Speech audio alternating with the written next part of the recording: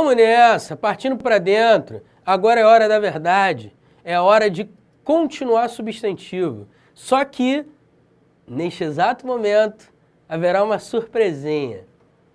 Lembra que eu falei na aula passada? Substantivo abstrato, substantivo concreto. É importante para a prova de concurso? Olha, stricto sensu, não. Mas, lato sensu, sim. Porque algumas bancas gostam de trabalhar muito a diferença entre complemento nominal e adjunta de nominal. Uma banca que adora isso, é a banca Fundação Getúlio Vargas. Como os caras gostam de trabalhar a diferença entre complemento e adjunto. Beleza? Então, o que isso tem a ver com o substantivo concreto e abstrato? Vamos ver? Olha na telinha, vai. A saída do curso era estreita, a saída daqui deve ser imediata. Observe que eu estou falando sobre o mesmo substantivo, o substantivo saída. Qual é concreto e qual é abstrato? O primeiro é concreto ou abstrato? O segundo é concreto ou abstrato? Vejamos, a saída do curso era estreita. Percebe que eu estou falando do local por onde se sai? O local por onde se sai do curso era estreito. Então, quando eu digo a saída do curso era estreita, não estou falando sobre o ato de sair do curso que era estreito. Até porque estreito é um adjetivo que está ligado a um aspecto físico. Portanto, a saída aqui seria a porta de saída. Beleza? Era estreito, não era largo. Era estreitinho. Portanto, saída aqui é um substantivo concreto. Pô, Pestana, você está querendo dizer que o mesmo substantivo pode ser concreto ou abstrato, dependendo do contexto? É exatamente isso que eu estou dizendo, parceiro. Por exemplo, a palavra morte, se for escrita com letra maiúscula, representa o Zé Maria, parceiro, com a foice, vindo te caçar. E aí já é substantivo concreto, já não é mais abstrato. Beleza? Que nem vampiro e lobisomem. E chupa-cabra. Vamos lá. Agora a segunda frase. A saída daqui deve ser imediata. A saída daqui deve ser imediata. Observe que saída aqui é um substantivo abstrato. Por que é um substantivo abstrato? Porque indica ação. Observe, o ato de sair daqui deve ser imediato. A saída daqui deve ser imediata. Ou seja, é o ato de sair que deve ser imediato. Portanto, se é o ato de sair que deve ser imediato, se o substantivo saída é indicação, é um substantivo abstrato. Pô, Pestana, mas o que isso tem a ver com complemento nominal e adjunta de nominal? Ah, muito bem. Chegou a hora.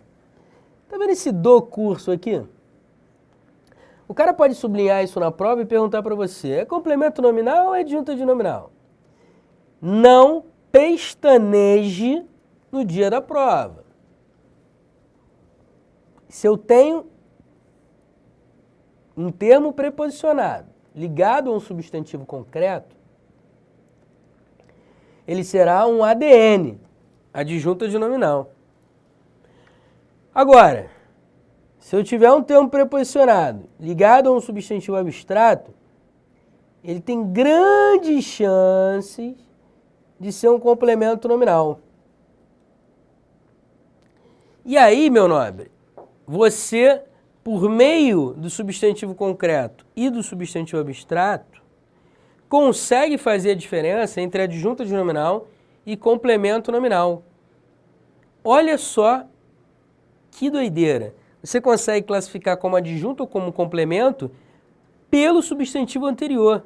Se ele for concreto, adjunta de nominal na cabeça. Se ele for abstrato, 99% de chance de ser complemento nominal. Beleza? Tranquilo? Show de bola.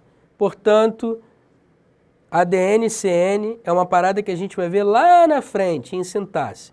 Eu já estou falando aqui de levezinho, para te deixar preparado, porque sabe como são as coisas, né? É sempre bom a gente se preparar para o que vem à frente. Portanto, não se esqueça disso, hein? Guarda aí no bolso. Quando a gente chegar lá na parte de sintaxe, complemento nominal, adjunto adnominal, a gente vai rever isso aí. Continuando a brincadeira, ainda em substantivo. Bem, o substantivo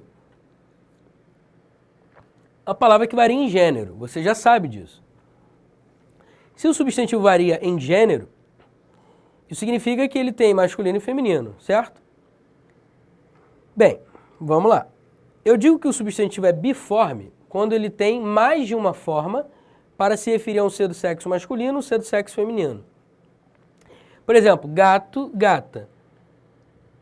A diferença entre gato e gata está nas desinências. E aí as desinências vamos dizer se a palavra está no masculino ou feminino. Beleza? Então eu tenho uma forma para o masculino e uma forma para o feminino. A mesma coisa ocorre em ator e em atriz. Só que nesse caso eu não tenho uma desinência, eu tenho um sufixo, o sufixo -ris. Esse sufixo é um sufixo que indica o gênero da palavra, indica que a palavra é feminina. É a mesma coisa poeta, poetisa. Poeta, homem, poetisa, mulher. Esse isa é um sufixo que indica que a palavra pertence ao gênero feminino. Embaixador, embaixadora. Eu tenho aqui embaixador, masculino, embaixadora, por causa da desinência, a forma feminina. Agora, eu não confundo embaixadora com embaixatriz. A embaixadora é a mulher que trabalha na embaixada. A embaixatriz é a esposa do embaixador. Beleza? Não confunda alhos com bugalhos. Existe também outra maneira de eu variar em gênero, simplesmente mudando o radical das palavras. Homem, ser do sexo masculino, mulher, ser do sexo feminino. Então eu mudo o radical das palavras e sei que uma palavra pertence ao gênero masculino, pertence ao gênero feminino. O mesmo acontece com boi, vaca e genro e nora.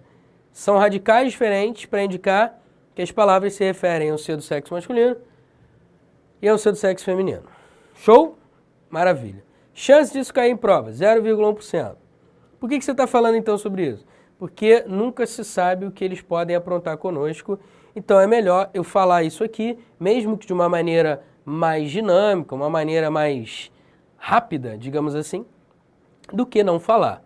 Eu prefiro falar na dúvida. Tá certo? Então vamos lá. Substantivo uniforme. Substantivo uniforme é aquele que apresenta apenas uma forma para se referir tanto a um ser do sexo masculino quanto ao ser do sexo feminino. Alguns substantivos uniformes podem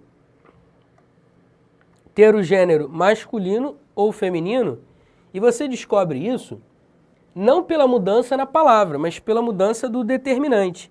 Por exemplo, quando eu digo o ginasta se acidentou, eu sei que é homem. Se eu digo a ginasta se acidentou, eu sei que é mulher. Se eu digo meu dentista é profissional, minha dentista é profissional.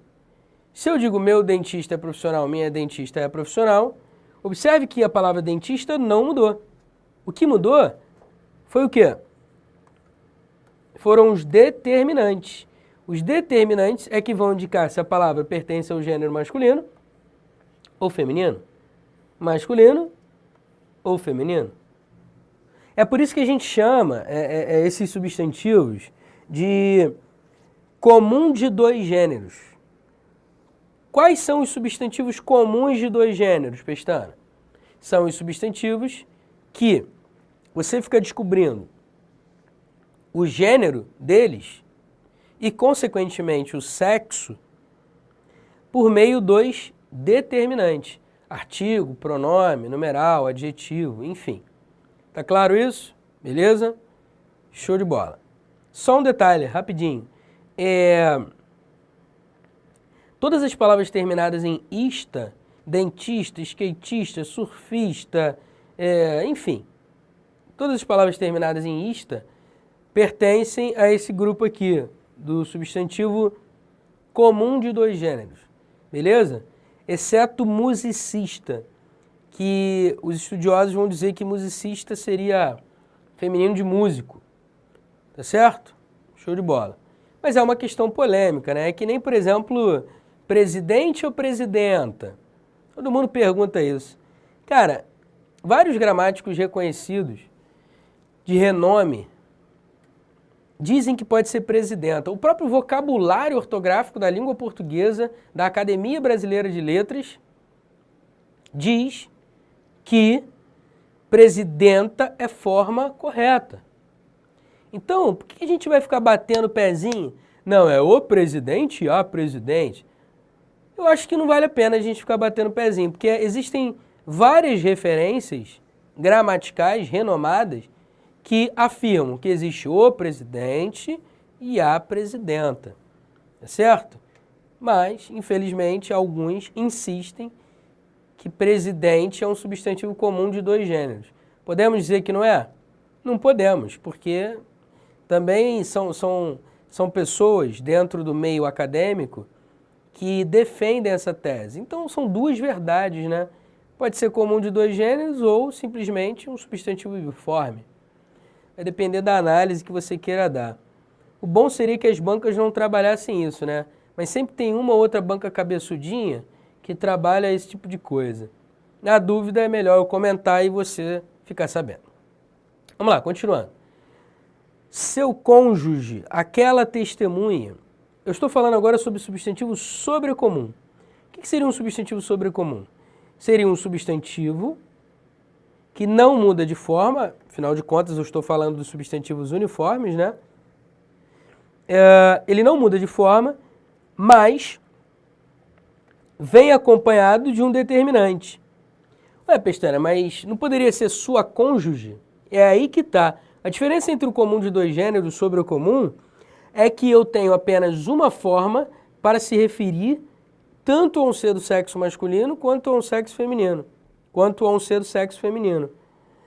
Ué, Pestana, mas eu poderia dizer assim, ó, Maria é meu cônjuge? Sim, poderia não, deveria. Porque cônjuge é um substantivo sobrecomum. Olha que bizarro, né? Mas é a língua portuguesa. Então, até mesmo os determinantes não mudam de forma quando se referem a um substantivo sobrecomum. É a mesma coisa aquela testemunha. Como, por exemplo, a palavra criança, né? João é uma criança linda. Você não fala, João é um criança lindo. Beleza? Então a palavra criança é uma palavra feminina, independentemente de se referir a um ser do sexo masculino ou feminino. A mesma coisa cônjuge.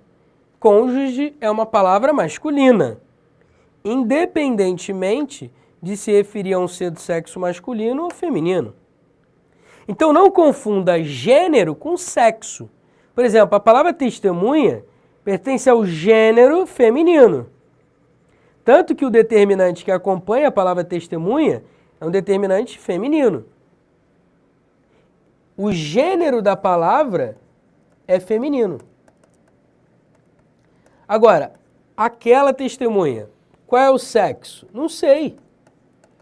Pode se referir tanto a um ser do sexo masculino ou feminino. João foi uma testemunha importante no caso. Maria foi uma testemunha importante no caso. Masculino ou feminino? Vai depender do contexto, o sexo. Agora, o gênero da palavra, gramaticalmente falando, é feminino. Tanto que os determinantes que se ligam a ele são todos no feminino. Beleza? Aí eu coloquei aqui, cobra macho, cobra fêmea, barata macho, barata fêmea. Aí faltou colocar aqui entre parênteses, epiceno. O que seriam os substantivos epicenos, Pestana? Substantivos epicenos são aqueles que dizem respeito a animais e vegetais. E aí você só descobre o sexo desses seres por meio dos adjetivos macho ou fêmea. Então, cobra macho é uma cobra do sexo masculino. Cobra fêmea é uma cobra do sexo feminino. Barata macho é uma barata do sexo masculino. Barata fêmea é uma barata do sexo feminino. Agora, se eu digo simplesmente cobra e barata, qual é o sexo? Não sei. Agora, eu sei o gênero, concorda comigo? Porque, vamos lá, é a cobra ou o cobra? A cobra, animal, né? É a barata ou o barata? Ou o barato? Não, aí é outra coisa. Enfim, é a barata ou o barato? Não existe o barata, é a barata. Então, barata é do gênero feminino. Agora, e o sexo da barata? Aí você descobre colocando os adjetivos macho ou fêmea. Então, estes substantivos são chamados de epicenos. Beleza? Chance de cair em prova? Muito pequena também. Muito pequena. Em qualquer prova de concurso público. Exceto aquelas bancas mais desconhecidas, aquelas bancas mais do interior e tal, aquelas bancas de nível fundamental. Os caras podem até cobrar esse tipo de coisa. Vamos lá. Gêneros comumente confundidos. Um monte de gente fala assim, quer ver? O alface. Mas não é o alface, é a alface. Um monte de gente diz a guaraná, mas não é a guaraná, é o guaraná. Um monte de gente diz o dengue, combate ao dengue. Não, pô, combate a dengue. A dengue é a palavra feminina. O champanha, e não a champanha, é o champanha. Não é o cólera, é a cólera. Beleza? E tem alguns gramáticos, como por exemplo o Sacconi, diz que a cólera tanto significa doença como significa a ira. Outros gramáticos vão dizer que o cólera seria a ira e a cólera a doença. É uma questão um pouco polêmica, mas eu prefiro ficar com a cólera. Beleza? Apesar de saber que o cólera também é possível do ponto de vista de alguns gramáticos. É o eclipse ou a eclipse? O eclipse, apenas o eclipse. É o sentinela ou a sentinela? É a sentinela. Esta é a visão tradicional da maioria dos gramáticos. Beleza? A sentinela, palavra feminina. É o libido ou a libido? A libido. Ah, mesmo quando se refere a homem? Com certeza. Eu estou com uma libido aguçada. Beleza? Mesmo um homem falando isso, a libido é uma palavra feminina. A cala, eu não tenho a mínima ideia do que seja isso. Provavelmente eu devo ter escrito isso aqui bêbado. Beleza? Então apaga isso que eu nem sei o que se trata.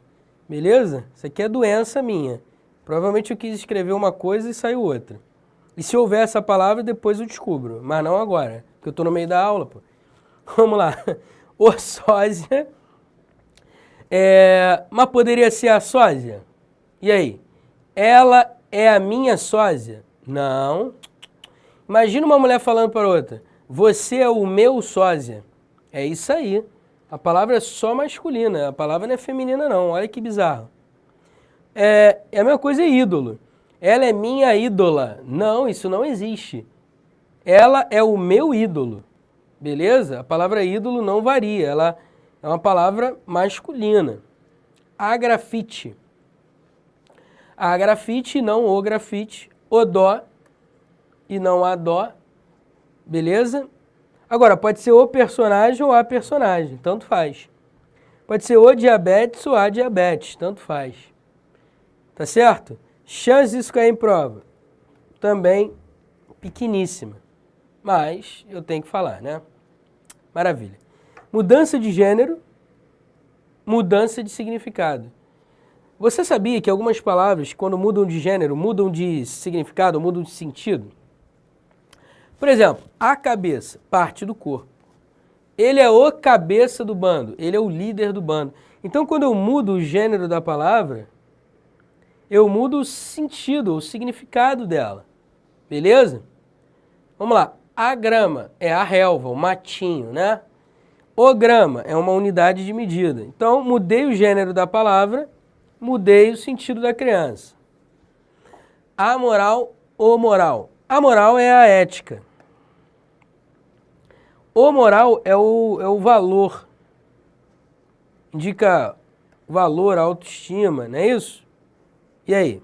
Ficou confuso? Ou moral seria o estado de espírito? Hein? O que você tem a dizer? Vamos lá. Olha para mim rapidinho. Isso aqui antigamente, cara, caía muito em prova. Antigamente, lá para a década de 80, até metade de 90. Depois disso, nunca mais isso caiu em lugar nenhum. Eu estou falando por descargo de consciência. Tipo, vou dar uma aula de substantivo, vou falar sobre classe gramatical de uma maneira completa, ou algo próximo disso. porque é melhor eu falar do que não falar. Vai que cai, aquela coisa toda, né? Fica com aquele peso de consciência. Mas o fato é o seguinte, por exemplo, eu estou falando aqui, né, do amoral ou moral. A moral é a ética. A moral é o valor. Por exemplo, você está lendo uma história e alguém pergunta a você assim, mas qual é a moral da história? O que ela está querendo dizer com isso? Ela está querendo dizer qual é a mensagem, qual é o valor que essa história tem.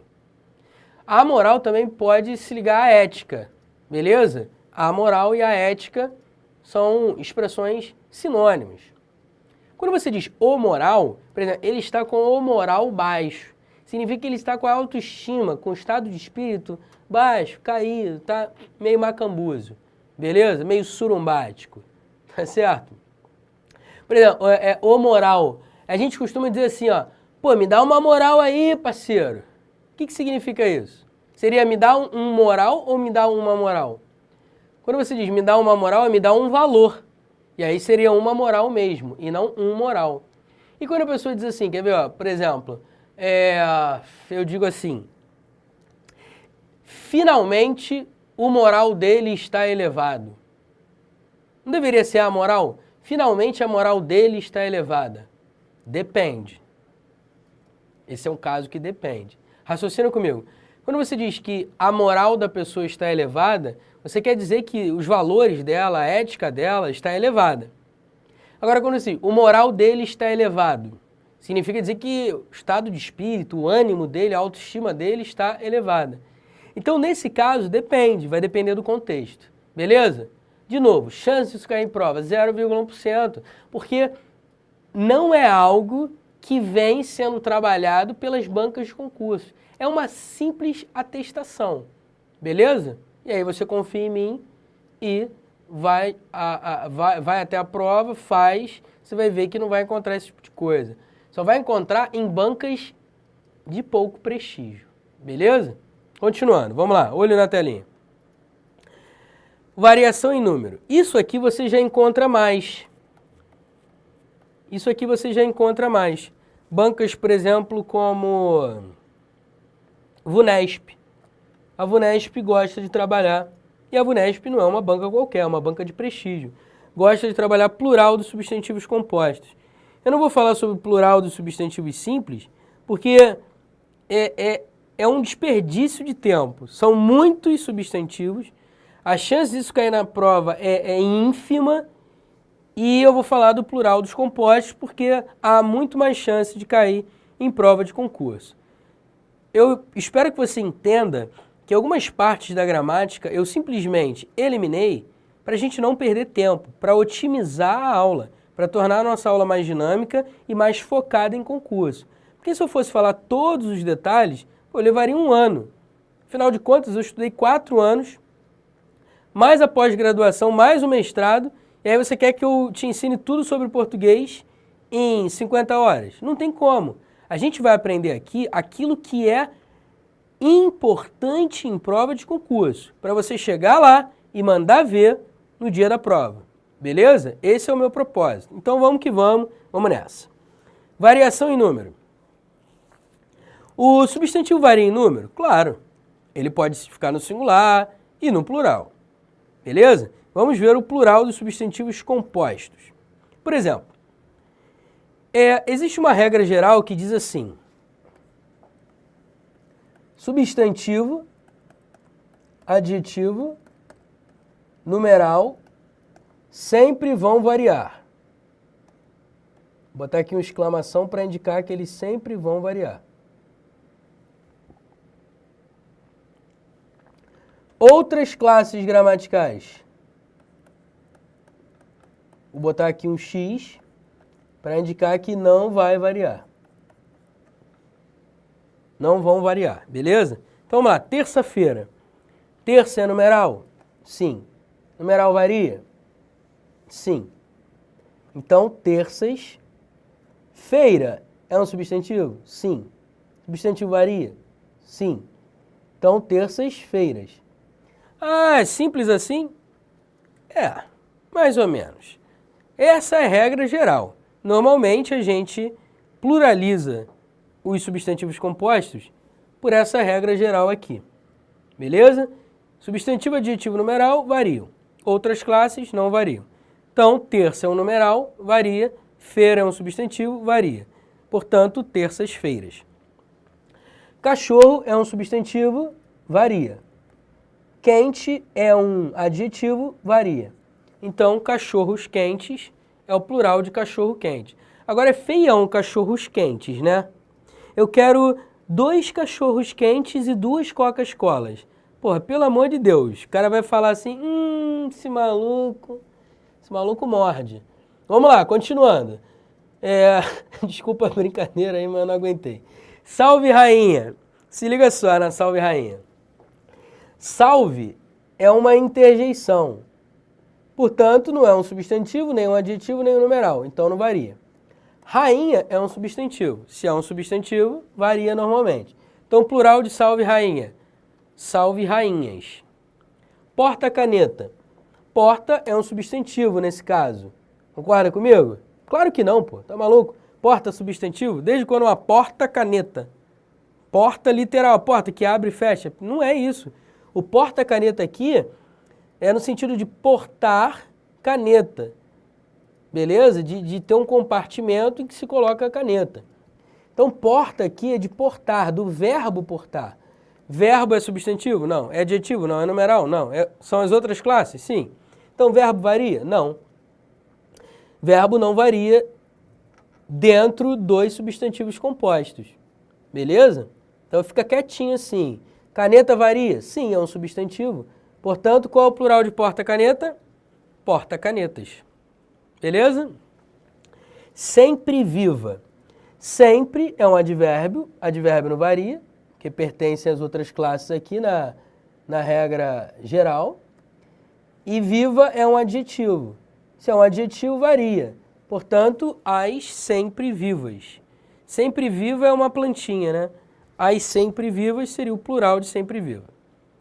Tudo bem? Tranquilo? Show de bola. Então, depois da regra geral, vamos às regras especiais. Sempre tem uma babaquice, uma bobeirinha que a gente tem que decorar, que é especial, né? Então, vamos lá. Independentemente de nós xingarmos até a última geração os gramáticos por inventar essas regrinhas, vamos decorá-las. Meu Deus do céu, não tem jeito, vamos que vamos. Parte para dentro, vamos lá. Primeira regrinha. Quando o segundo substantivo delimitar o primeiro, a maioria dos gramáticos dizem que só o primeiro elemento vai variar. Só que existem outros gramáticos que dizem que os 2 elementos podem variar. Inclusive, o vocabulário ortográfico da língua portuguesa prevê o plural duplo desses substantivos compostos que a gente vai ver aqui. Vamos lá. Peixe-espada. Eu estou falando de qualquer peixe? Não, estou falando peixe-espada. Então, concorda comigo que o substantivo espada delimita o sentido do substantivo peixe? De acordo com todos os gramáticos, o primeiro elemento varia. Mas, de acordo com alguns gramáticos, tanto o primeiro elemento quanto o segundo elemento podem variar. É por isso que eu coloquei esse S entre parênteses. Beleza? Agora, como as provas normalmente trabalham isso, Pestana? Bem, normalmente as provas trabalham isso de acordo com a visão da maioria. E a maioria diz, quando o segundo substantivo estiver delimitando o primeiro substantivo, só o primeiro vai variar. Portanto, peixes, espada. Esta é a visão tradicional. Beleza? O mesmo se dá em papel moeda. Estou falando de qualquer papel? Não, estou falando papel moeda. Então, moeda é um substantivo que delimita o sentido do primeiro substantivo. E aí, papéis, moeda. Beleza? Como eu já havia falado, você também pode dizer papéis, moedas. De acordo com alguns gramáticos, como Ulisses Infante, Pasquale Cipro Neto E o próprio vocabulário ortográfico da língua portuguesa da Academia Brasileira de Letras também diz isso, né? Fazer o quê? Os caras são autoridade, então tá certo. Só que eu insisto, a maioria dos gramáticos dizem que só o primeiro substantivo, nesse caso, varia. Vamos fechar isso. Homens rã. Não estou falando qualquer tipo de homem, estou falando do homem rã. Aquele maluquinho que tem as pernas fininhas, grandão, da cintura para cima, bombado. Não é isso? E também homem rã, acho que são aqueles caras que fazem salvamento em alto mar, um papo assim. Em rio, né? Porque a rã deve ser rio. Enfim, vamos lá. Homens rã. Só o primeiro substantivo varia, o segundo substantivo pode ou não variar. Vai depender aí daquilo que eu já falei, dos gramáticos e coisa e tal. Banana, maçã. Não é qualquer banana, é uma banana maçã. Então percebe que o segundo substantivo delimita o sentido do primeiro?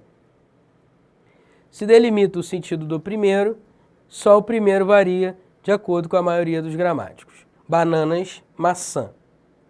Pombos, correio. É a mesma história, é um pombo, correio. Não é qualquer tipo de pombo, é um pombo que tem a finalidade de servir como correio. Então, o substantivo correio delimita o sentido do primeiro substantivo, portanto, só o primeiro varia.